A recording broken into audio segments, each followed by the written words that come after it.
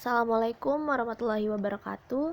Saya Qaryatun Salsabila, kelas 11 MIPA 4. Saya akan menjelaskan sedikit mengenai mikroskop penangkap gambar virus COVID-19.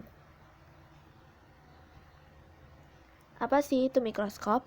Mikroskop merupakan suatu alat yang digunakan untuk meneliti objek-objek yang ukurannya sangat kecil, atau bisa disebut mikroskopis, seperti sel misalnya. Keberadaan mikroskop sebagai alat menunjang penelitian, terutama dalam dunia sains dan kesehatan, sangatlah penting. Dengan keberadaan mikroskop, penemuan-penemuan besar dari objek yang sangat kecil mulai bisa terungkap.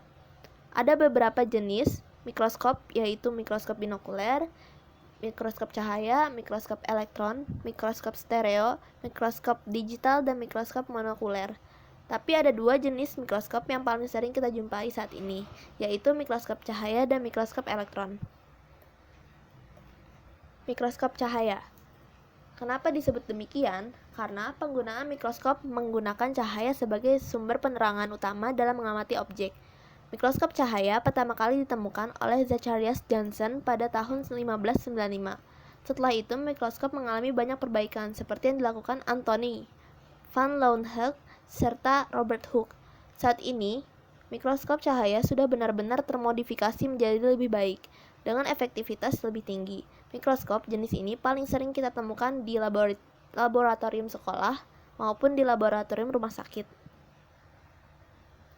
Beberapa karakteristik mikroskop cahaya yaitu: 1. Menggunakan beberapa lensa yang diatur sedemikian rupa, sehingga media pembesaran bayangan objek. 2. Biasanya digunakan untuk mengamati morfologi objek. 3. Objek yang diamati bisa dalam keadaan hidup maupun mati, dengan syarat harus tembus cahaya. Oleh sebab itu, objek harus berukuran tidak lebih dari 5 mikro. Air sering digunakan sebagai media untuk memindahkan objek yang sangat kecil ke atas kaca pengamatan. Hal ini dikarenakan air bersifat tembus pandang. 4. Mikroskop cahaya digunakan secara manual. Jadi pengamat dapat secara langsung melihat bentuk, warna, maupun gerakan objek melalui lensa okuler. 5. Dapat mengamati objek dengan ukuran 0,25 mikrometer, sehingga memungkinkan untuk mengamati mitokondria maupun klorofil. 6. Ada dua jenis mikroskop cahaya berdasarkan jumlah lensa okulernya, yaitu mikroskop monokuler yang berlensa okuler 1 dan binokuler yang berlensa okuler 2. Sedangkan dari jenis cahaya yang digunakan, ada mikroskop cahaya konvensional yang memanfaatkan cahaya alami dan mikroskop iluminasi, yaitu cahaya lampu. Selanjutnya ada mikroskop elektron. Kemajuan iptek berdampak positif pada dunia kesehatan. Mikroskop elektron ditemukan pada pertengahan abad ke-19. Mikroskop jenis ini masih jarang ditemukan secara bebas di Indonesia sebab harganya yang sangat mahal. Beberapa karakteristik mikroskop elektron. 1. Seperti namanya, mikroskop elektron menggunakan elektron sebagai pengganti cahaya serta magnet sebagai pengganti lensa. 2. Pengamat dapat mengamati objek berdasarkan gambar yang ditampilkan pada layar monitor. 3. Perbesaran bayangan objek bisa mencapai 1.000.000 kali, sehingga memungkinkan untuk mengamati bagian yang sangat kecil dengan teliti. Dengan mikroskop elektron, pengamat bisa mengamati bagian-bagian sel seperti organel, membran plasma, bahkan DNA. 4. Objek yang diamati haruslah dalam keadaan mati dengan ukuran yang sangat kecil, yang diletakkan dalam ruang hampa udara, sehingga bisa ditembus oleh elektron. 5. Mikroskop elektron terbagi menjadi dua jenis, yaitu mikroskop elektron pemindai atau SEM, yaitu Scanning Electron Microscope, dan mikroskop elektron transmisi atau TEM, Transmission Electron Microscope. Perbedaan keduanya ada pada objek yang diteliti. SEM biasanya digunakan untuk meneliti bagian permukaan objek, sedangkan TEM digunakan untuk meneliti bagian dalam objek. Dengan kata lain, SEM bekerja dengan sistem scanning sehingga mampu menampilkan gambar 3 dimensi dari permukaan objek yang diteliti. Sedangkan TEM bekerja dengan menembuskan elektron ke dalam objek yang diteliti sehingga menghasilkan gambar 2 dimensi dengan resolusi yang lebih tinggi. Pemanfaatan alat optik dalam menghadapi virus COVID-19. Virus yang diperkirakan berasal dari Wuhan, Cina, dengan nama COVID-19 itu tidak dapat dilihat dengan mikroskop biasa. Para cendekiawan memerlukan mikroskop khusus, yaitu mikroskop elektron, untuk melihat virus tersebut. Ilmuwan Amerika Serikat merilis gambar pertama virus corona yang saat ini sudah menginfeksi lebih dari 70.000 orang di seluruh dunia dan menewaskan lebih dari 1.700 lainnya. Para ilmuwan di National Institute of Health atau NIH mengumpulkan sampel dari warga negara Paman Sam yang terinfeksi dan mengabadikan virus mematikan yang kini namanya COVID-19 tersebut. Dikutip dari Daily Mail, gambar-gambar visual virus corona ini berasal dari berbagai jenis sel. Tim seniman visual medis kemudian memberi sentuhan-sentuhan warna untuk membedakannya dari sel-sel sehat. Hasilnya, gambar tangkapan mikroskop virus corona yang menyerupai mahkota terlihat mirip dengan virus SARS. Selain COVID-19, corona juga diidentifikasi dengan nama SARS-CoV-2.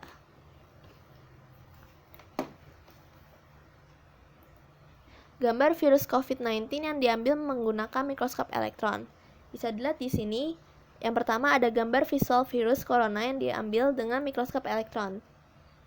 Lalu ada dokumentasi gambaran visual resolusi tertinggi yang paling detail.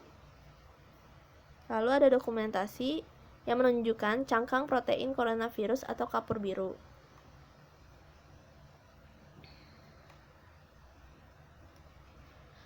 Coronavirus dikelilingi cangkang berduri yang membuatnya mirip mahkota. Duri atau paku-paku protein ini terlihat sedikit kabur dalam foto-foto yang dirilis. Urutan duri protein inilah yang memungkinkan semua NIH lainnya, yaitu Michael Letko dan Vincent Munster, untuk mengidentifikasi sebagai kerabat dekat SARS. Dengan kesamaannya dengan SARS, membuat Organisasi Kesehatan Dunia tidak hanya memberi nama virus SARS-CoV-2 dan penyakit yang menyebabkan COVID-19, tetapi juga membuat penamaan yang menghubungkan keduanya. Protein yang membentuk paku-paku ini juga memberi petunjuk bagi para ilmuwan bahwa virus berasal dari kelelawar. Juga fakta jika mutasi selama perkembangan evolusionernya membuat virus mampu menembus sel manusia, terutama jaringan dalam sistem pernapasan. Dalam gambar mikroskop, dapat dilihat bagaimana sel-sel corona muncul dan menyerang yang lain. Sebagian dalam kelompok yang sangat terkonsentrasi. Virus sendiri bisa dikatakan hewan kecil, sangat kecil sehingga tidak dapat dilihat dengan mikroskop cahaya, seperti yang digunakan sekolah atau perguruan tinggi. Di sini ada gambar SARS-CoV-2 digambarkan dalam warna kuning, terdiri dari partikel-partikel yang jauh lebih kecil daripada sel-sel yang menyusun jaringan manusia atau hewan. Digambarkan di sini dengan warna biru dan ungu. Lalu ada partikel virus yang kuning warnanya dapat menyerang berbagai jenis jaringan manusia dan hewan. Merah dan abu-abu. SARS-CoV-2 utamanya menyerang jaringan pernapasan. Ilmuwan NIH mengabadikan virus corona dengan menggunakan mikroskop elektron untuk melihat partikelnya. Virus tidak dapat bertahan hidup dan berkembang biak dengan sendiri, karena itu mencari inang untuk hidup. Mereka membonceng enzim makhluk hidup lainnya untuk mendapatkan energi yang dapat digunakan untuk mereplikasi. Gambar mikroskop elektron menunjukkan para penyerang mini ini muncul dan bergerak di antara sel-sel untuk mencari makan. Mengidentifikasi bentuk dan struktur virus tidak serta-merta menghentikannya, tapi memberi ilmuwan petunjuk penting mengenai bagaimana cara menghentikannya.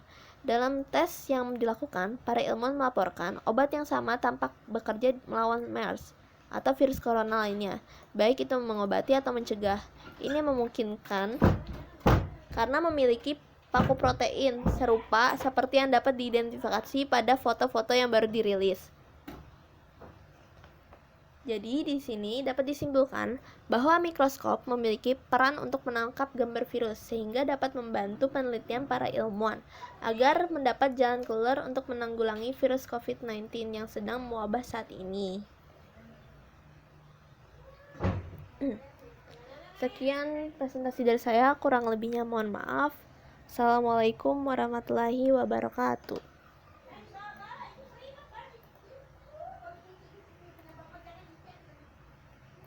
9 menit. Alhamdulillah.